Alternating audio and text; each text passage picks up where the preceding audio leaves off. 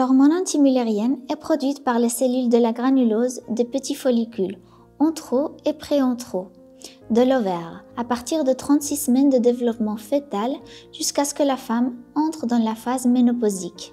Ces niveaux varient tout au long de la vie de la femme. Ils sont très faibles, pratiquement indétectables après la naissance, et ont un niveau maximal vers l'âge de 25 ans. Ces niveaux diminuent progressivement jusqu'à environ 35 ans. À partir de là, ils diminuent beaucoup plus rapidement jusqu'à devenir presque indétectables avec l'arrivée de la ménopause.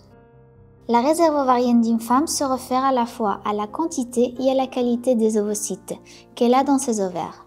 Pour cette raison, il nous fournit des informations sur l'avenir reproductif et les possibilités de reproduction d'une femme.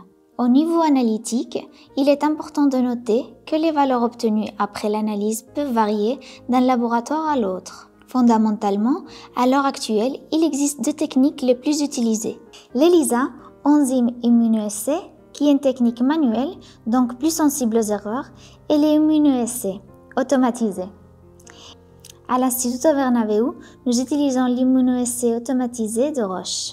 Bien qu'il n'y ait pas de consensus clair à cet égard et l'influence évidente de l'âge sur ces niveaux, en général, on considère normaux des niveaux supérieurs à 1 nanogramme, soit 7,14 picomoles.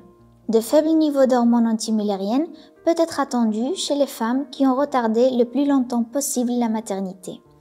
Mais chez les femmes de moins de 35 ans, cela peut être une situation inattendue.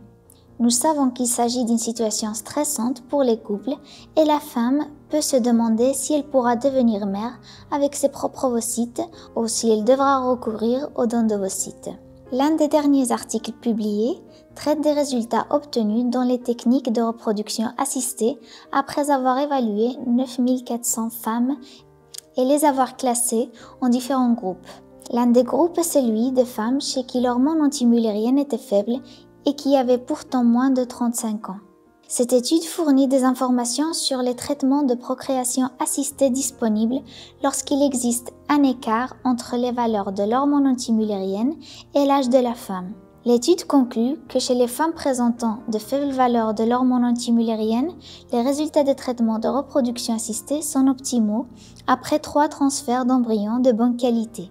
Ainsi, le fait qu'une femme présente de faibles taux d'hormones antimullériennes peut se traduire par l'obtention d'un faible nombre d'ovocytes après stimulation et ponction ovarienne.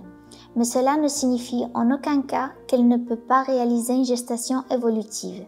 Dans cette situation, il est important d'individualiser et d'optimiser le processus de stimulation ovarienne, afin que nous puissions obtenir les meilleures performances possibles des ovaires d'une femme. Avec cet objectif clair, l'Instituto Bernabéu a créé l'unité de faible réponse ovarienne et a conçu les protocoles visant à obtenir le maximum d'ovocytes qui garantissent un nombre optimal d'embryons de bonne qualité pour augmenter les probabilités de succès.